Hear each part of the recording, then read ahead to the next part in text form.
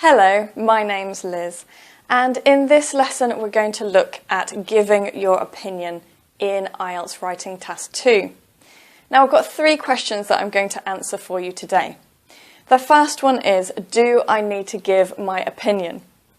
The second one is, can I use I or my in the essay? And the next one is, how can I express my opinion? Let's start with the first question. So, do you need to give your opinion in IELTS Writing Task 2? Well, that answer is very easy. Read the instructions. IELTS will give you very clear instructions about what you need to do for the essay. If it says, do you agree or disagree, obviously it is asking for your opinion. Do you agree or do you disagree?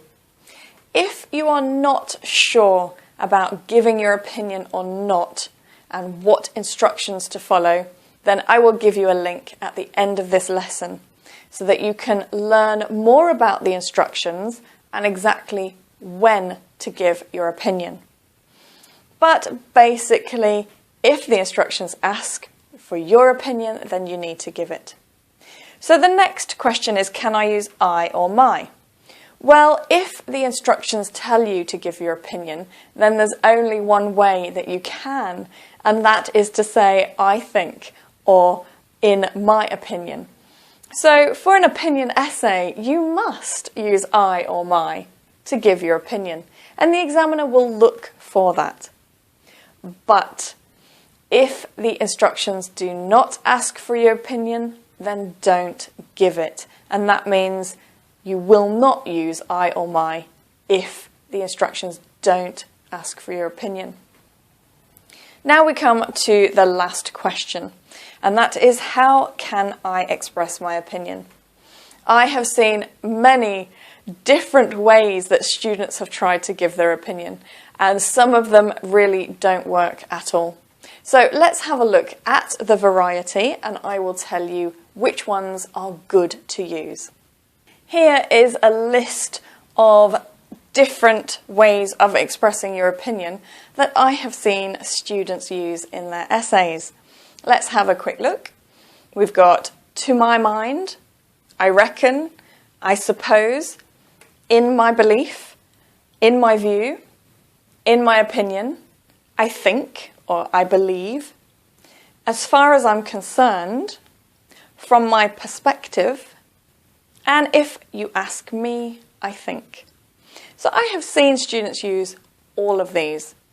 Not all of them are appropriate. Some of them are informal, some of them are wrong, and only a few we can use.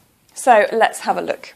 First, we're going to take away the ones that are informal.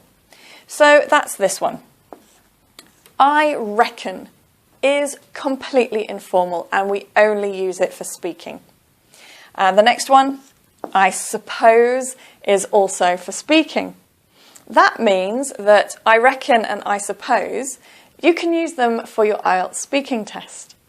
They're great to use for speaking, but do not use them for your writing test. The next one is from my perspective. That is also considered by many people to be informal and not really appropriate for an essay for IELTS. And this one as well.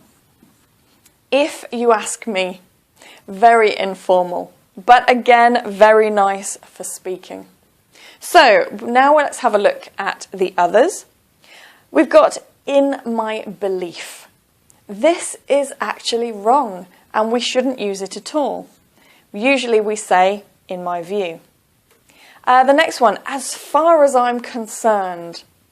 Again, not really appropriate. It's the wrong style of writing for a serious essay.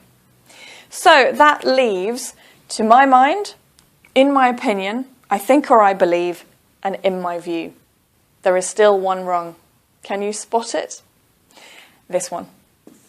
To my mind, again, shouldn't be used.